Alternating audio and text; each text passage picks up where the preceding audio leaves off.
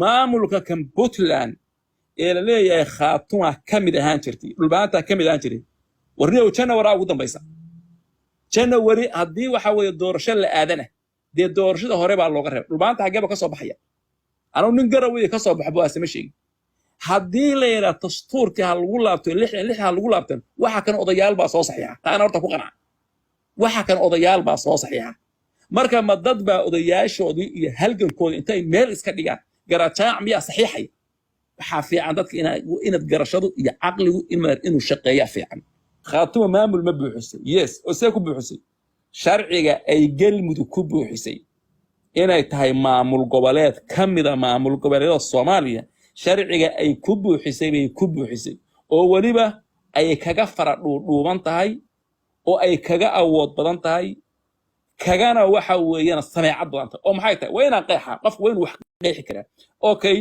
horta khaatuma waxa la isku yiraahdaa sool iyo sanaag yacayn inuu waxaan kala guraysa iska dhaafo wasida galmudug u sheegato kale okay sida markay tahay deegaankeeda oo dhan wax al-shabaab gacanta ku haya ma jiraan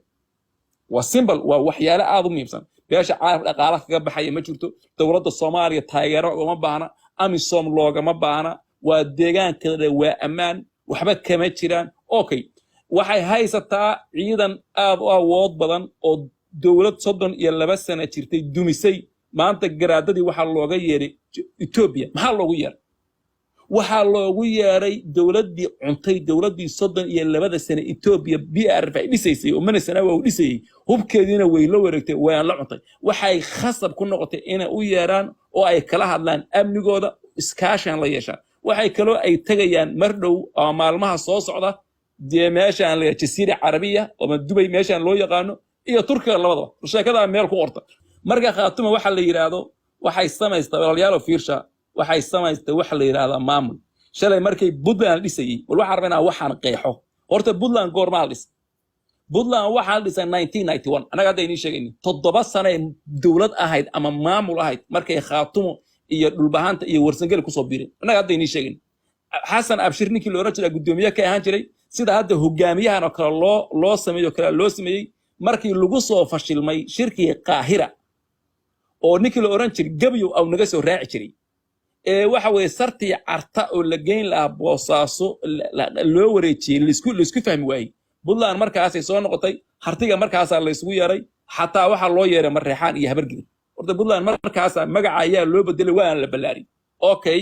waxa loo baahan yahay marka sida hadda tan hogaankan oo kala baa 7 sano ku shaqeynayay maamul dhisan ay ku hay oo waxooda u shaqeeyo laakiin magac kale wato okay waxa way aayad quraanna ma aan xadiisna ma okay maanta dadkii shalay Puntland wax ka dhistay Puntland waxa weeye wax ku darsaday waxay u arkeen inay ku hungoobeen dadkoodii ay ku baabeen ayagii isku khilaafeen khasaare badan ka soo gaaray waana run khilaafka iyo dhibta maanta meesha ka dhacay waxa sababa Puntland iyo waxa way dhulbaahanta kala qaybsanaanta oo kala qaybsanaa reality marka laga hadlo okay maanta ito ilaahay qulbigoodii iyo qaluubtoodii hal mid buu ka dhigay maamul bay samaysteen madaxweyne doorteen madaxweyne ku xigeen bay doorteen sidee baan marka dadkiina aqligiina iyo garashadana sidee baa loogu ciyaar karaa okay dad baa meeshaan doortay oo waxa kan loo xil saaray oo meel walba u maraya oo beeshii caalamka la hadlaya oo maamulkoodii wata adeer hadday wax khaldan yihiin dad baa ka jawaabaya Puntland hadday darra ku hadashay dad baa u jawaabay ayaga laga raba qof meel ka hadlo iska hadla isaga u taal nimankan Puntland ka hadlayana anigu shakhsiyadeeda waxaan ogahay ama la socda siyaasiyiinta caadiga ama xilka aan ahayn ama isimada qof kasta oo majeerteena ama hartiya ma doonayo kuwana faraxsana inay ku soo laabato khaatum because waxa loo diiday inaan ka hadlo ma doonayo laakiin hadda erey ka soo qaato dhulbahanta maanta waa mid wax kala qaybiyana anagu ma doonayn waxaanu doonaynaa midnimadooda waxaanu doonaynaa wada jirkooda waxaanu doonaynaa isku dubnooda waxaanu doonaynaa wanaagooda midna anaga runta inii sheegaynay 15 sano gabadha yarta iyo wiilka dhulbaantay waxa lagu aabin jiray cadawgiina kuwad waa majeerteen dad baa waxa ka dhaxsin jiray anaga runta inii sheegaynay maanta way caafimaad qabaan ayagiina waa isku dubayeen anaguna ku faraxsan waxa loo baahan yahay marka qof ka hadlay nin xildhibaana waxa uu ka hadlay iyo dadka ka waxa ay doorteen waa kala waxa loo baahan yahay marka inaad su'aasha runta in la qeexo waa qodobka labaad maamulka kan Puntland ee la leeyahay khaatuma ka mid ahaan jirtay dhulbaanta ka mid ahaan jiray warniyow January ugu dambaysa January haddii waxa weeye doorasho la aadana dee doorashada hore baa looga reeb dhulbaanta xageeba ka soo baxaya anuu nin garawey ka soo baxbo asama sheegin haddii la yiraahdo dastuurkii ha lagu laabto lix ha lagu laabtan waxa kan odayaal baa soo saxiixa taana horta ku qanaa waxa kan odayaal baa soo saxiixa marka ma dad baa odayaashoodii iyo halgankooda intay meel iska dhigaan garajaac miyaa saxiixay waxa fiican dadka inaad garashadu iyo caqligu inuu shaqeeyaa fiican ma fahanti dhulbaanta go'aankiisa asaga iskale deegaankiisina wuu haystaa xuduudihiisina wuu soo xirtay waxaan ku soo koobayaa dhulbaanta eray baan leeyahay erna warsangeli baan leeyahay erna ma jirteen baan leeyahay horta warsangeli ugu hormar warsangeli waxa leeyahay SSCS in xanuujin habana dhaweyne ka maqlay dad badan baa ka maqlay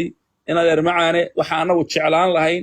inikoo isku duuban inaad ceergaabana qabataan oo ka saartaan hal maamul aawaas waa aniga shakhsiyadayda marka dhalinyarada meesha taa ka faadan dhulbaantana waxa leeyahay dhulbaanta qof kasta oo xun ama inuu ka hayn kamid ahaado ama qolo kale ha ka soo jeedeen wixii inay kala qaybinaya dhiigiinii baa daaya dadkiinii baa barakacay haddaad xabad la isku haystaa haddaa la is hor fadhiya mar kasta waxaad ka shaqaysaan midnimadiina iyo wanaagiina majarteena waxa leeyahay ilmaa riyaal nimankaas amaan aanu siin hadda waxaan arkay niman hadlaya baa arkay nimankaa 25 sanaad gobolkooda niman kale waxay ku haystay dhib ka taagnaa Puntland wax uma qaban maanta dhulkooda ayaga xoreystay rabshada aan ka deynay taasaan ka leeyahay midna dhulbaanta ku soo celinayo caqligiina iyo aragtidiina iyo garadadiina yaan lagu cayaar qof xumo oo waalan oo qol u furan yahay yuu samaano walba oran qof baa madaxiina maalkiina u tiri taasaan ka leeyahay danna mid baan ka leeyahay waxa fiican waxa runta oo riyaalka ay la taabto dani wuxuu u taliyaa Puntland dastuur buuna ku dhaar wuxuu aaminsan yahay waa nin siyaasi khaatumana waxa uu tiri qof tiri ma jiraan rubaan sheegin hadda today maalin kasta 40,000 oo dollar wax ka badan baa waxay ka baxdaa khaanada Puntland asagaana maamula oo waxay ku baxdaa telefishiga ama saadka ama cuntada 10,000 ciidamada fadhiya xagee wax laga keenaa simple wax kale mid kale sheegaya kaliya Saciid Cabdullaahi Deni wuxuu awoodaa inuu yiraahdo wax inii soo maraya ma jiraan dikadaan waan ilmasha madaxweyne ka xagee huba kala imaan lahayd xagee rasaasta laga imaan la xagee dhaawac la geyn la waxa fiican waxa runta in la sheego qofka bilaanka waxa uu ku taray in laga abaalka dhacma waxa uu ku geystana meel baa loogu qoraa waxa wanaagsan qofka bilaanka wixiisa wanaagsan iyo wixiisa xunba waa loo qoraa waxaanu aaminsanahay Deni inuu wax weyn ka qabtay ciidamada kuwa buuhood la ka yimaaday Deni baa raashika iyo mushaarka siin jiray rumaan sheegnaa Puntland bayna ka tirsanaay ciidankii ugu horeeyay Axmed Karaasho jiqda uu tana Puntland bay ahayd